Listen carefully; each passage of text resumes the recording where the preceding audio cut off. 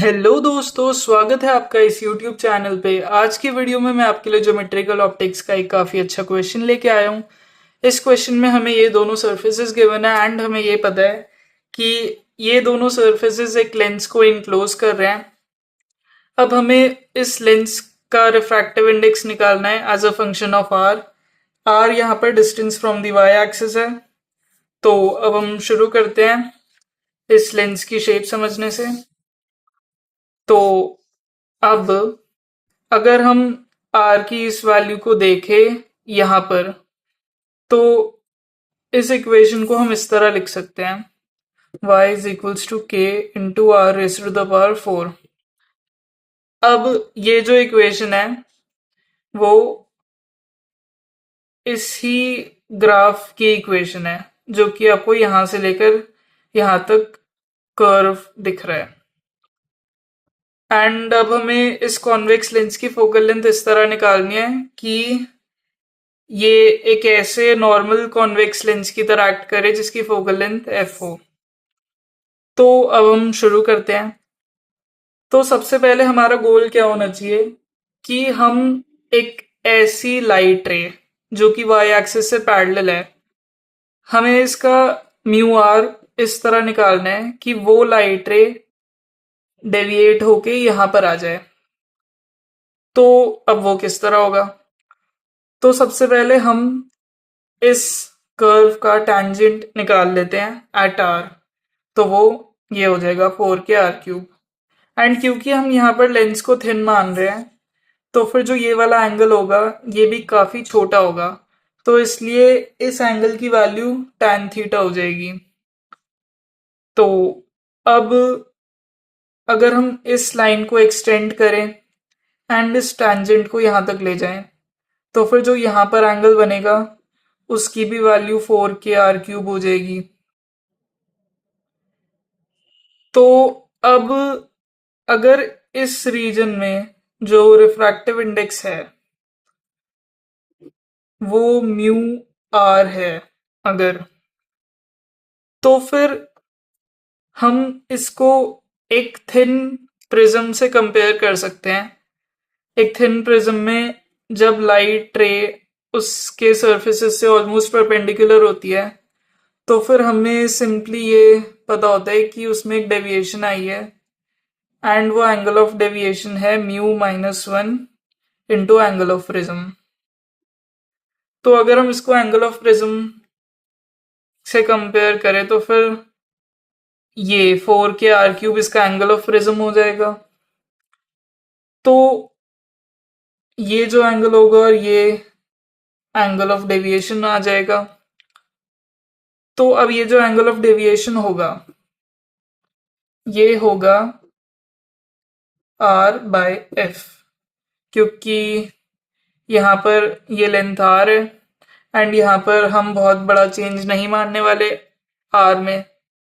तो फिर ये वाली लेंथ यहाँ से लेकर यहाँ तक ये भी r होगी एंड ये लेंथ f होगी। एंड हम लेंस को थिन मान रहे हैं, तो ये लेंथ और ये लेंथ इक्वल है, चाहे हमें डायग्राम में काफी अलग दिख रही हो। तो ये एंगल ऑफ डेविएशन हो गया r/f। And angle of deviation की वैल्यू इस फॉर्मूला के अकॉर्डिंग क्या होगी? तो वो होगी μr-1 into angle of prism जो कि है ये 4 के r क्यूब। अब यहां से r और r कैंसिल हो जाएंगे एंड अब हम इसको यहां पर ले आएंगे। तो μr-1 is equals to 1/4 k f r square and μr is equals to 1 plus 1/4 k f r square. तो अब ये इस क्वेश्चन का हमारा फाइनल आंसर आ गया। बट अब मेरे पास आपके लिए एक और चैलेंज है कि अब आप ये प्रूव करके बताओ कि ये अप्रोच क्यों काम कर रही है। मतलब आइडियली हो तो ये भी सकता है कि जो लाइट रे आ रही हो वो इससे भी एक एंगल बना रही हो, चाहे वो एंगल पैरेक्शियल हो, बट हो सकता है कि ये ओबे ना करे उसमें, उस केस में।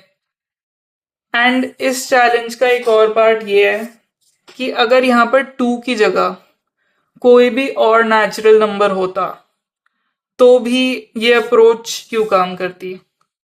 तो अब आप वीडियो को पॉज करके थोड़ी देर सोचो, एंड अब मैं आपको बताता हूं कि ये चीज क्यों एप्लीकेबल है।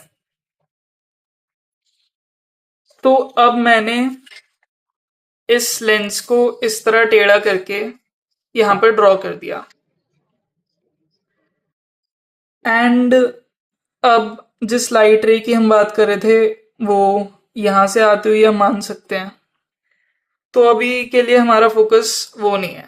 अभी के लिए हमारा फोकस ये है कि ये लेंस क्यों एक्ट कर रहा है एक नॉर्मल कॉन्वेक्स लेंस की तरह जिसकी फोकल लेंथ एफ है।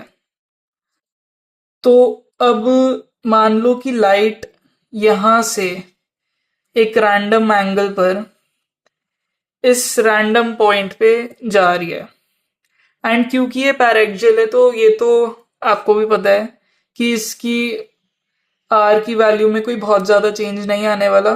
तो फिर ये लाइट रे जब एस्केप करेगी तो भी वो आर की इसी वैल्यू से एस्केप करेगी, ऐसा हम मान सकते हैं। तो अब मान लो कि इसकी कैरेक्टरिस्टिक्स के अकॉर्डिंग जो कि होती अगर इसकी जगह एक normal convex lens of focal length F होता तो ये लाइट रे ऐसे जाती है। तो वो ऐसे क्यों जा रही है? तो इसके लिए हम पर्टिकुलरली इस रीजन को इन्वेस्टिगेट करेंगे। तो इस रीजन में अगर म्यू की वैल्यू म्यू आर है, जो कि हमने निकाल ली इस फॉर्मूला से, तो फिर हम इस रीजन को सिंपली रिप्लेस कर सकते हैं एक ऐसे लेंस से जिसकी रिफ्रैक्टिव इंडेक्स यूनिफॉर्म है एंड वो म्यू आर है। एंड उसका क्या सीन है कि वो ऐसा एक सर्कल है जिसमें यहां पर नॉर्मल है एंड उस हिसाब से कोई रेडियस होगा उस सर्कल का।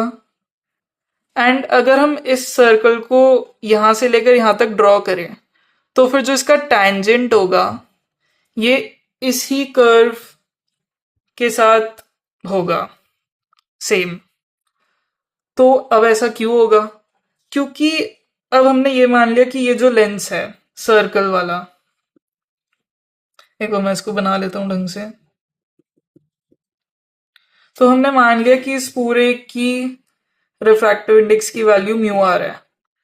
तो अगर ये लाइट रे इस हमारे क्वेश्चन वाले लेंस से गई हो या फिर इस नए लेंस से गई हो जो कि हमें अब गिवन है, तो फिर उसका तो सामना सिर्फ इस वाले पार्ट से हो रहा था ना। तो अब जो ये वाला पार्ट है ये तो हमारे लेंस में जो कि क्वेश्चन में हमने बात करी जिसके बारे में, एंड इस नॉर्मल लेंस का जो कि आप सिलेबस में पढ़ते हो वो सिमिलर है यहां से लेकर यहां तक का पार्ट। तो क्योंकि यहां पर ये वाला एंगल सेम है एंड यहां पर ऑलरेडी प्लेन होता ही है ऐसा हम मान सकते हैं। तो एंड क्योंकि ये पूरा ऑब्जेक्ट ही सेम है हमारे क्वेश्चन वाला लेंस एंड इस वाले लेंस दोनों का ये वाला सेक्शन, तो एक रैंडम लाइट जो कि यहां से होके गई वो सेम तरह से बिहेव करेगी। अब चाहे वो पैरेलल हो यहां से एंड चाहे वो एक रैंडम लाइट रे हो जो कि एक नॉर्मल लेंस से भी आ सकती थी। तो उम्मीद है आपको वीडियो पसंद आई होगी, एंड अगर आपको समझ नहीं आया हो कुछ तो फिर आप कमेंट्स में मुझसे पूछ सकते हो, मैं अपनी पूरी कोशिश करूंगा आपको रिप्लाई करने की। एंड अगर आप मेरी वीडियो रेगुलरली देखते हो तो फिर आप आगे की वीडियोस के लिए मुझे कुछ सजेशंस भी दे सकते हो कि मुझे अगला क्वेश्चन किस चैप्टर पे लेना चाहिए एंड इस क्वेश्चन के मुकाबले अगले क्वेश्चंस का लेवल मैं क्या रखूं। तो आप ऐसी चीजें मुझे बता सकते हो कमेंट्स में। तो थैंक यू।